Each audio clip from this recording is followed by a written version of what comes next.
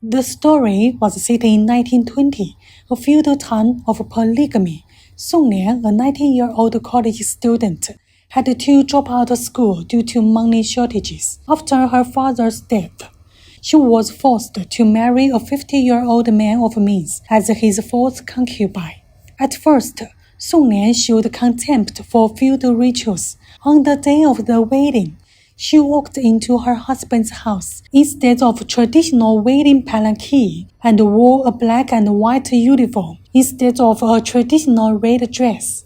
A rule has been running in her husband's family that the wife chosen to spend the night with the husband would have red lanterns lit in her rooms and receive special treats such as foot massages. But Song Lian was not used to all this.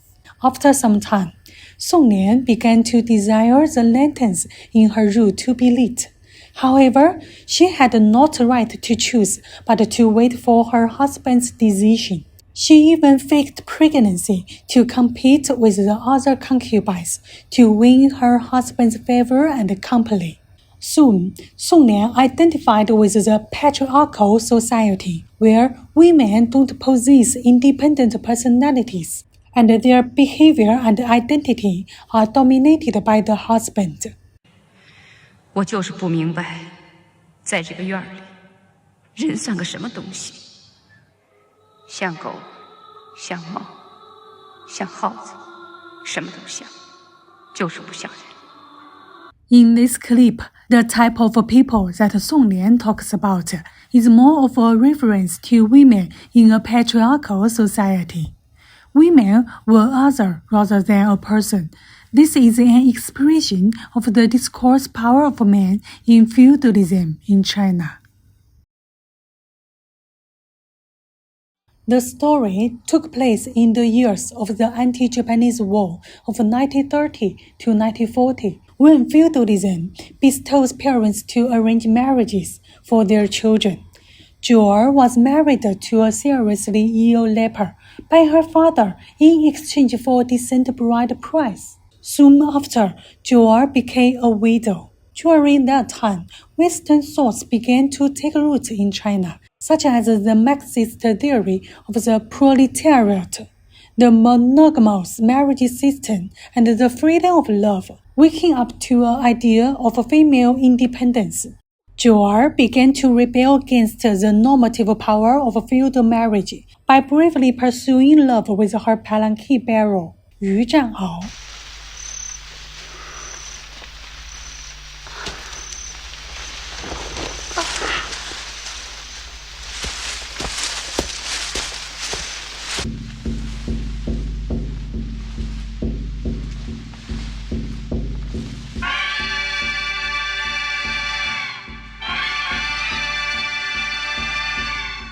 She also broke the tradition and refused to be confined to the role of a wife by leading her companions against the Japanese invasion.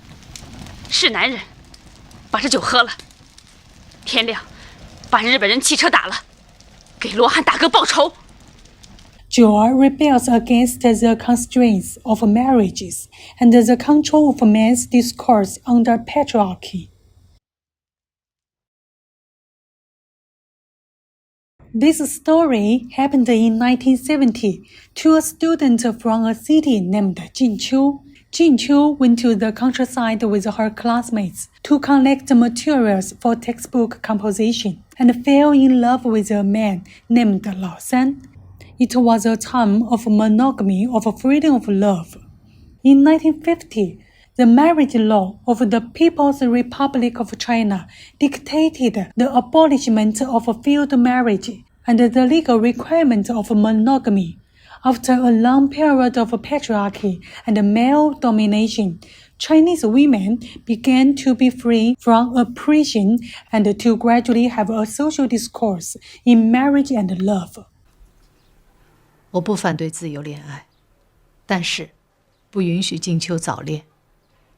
这都怪我。你要真对他好，也不会在乎这1年2年不见面吧？能等，无论等多久。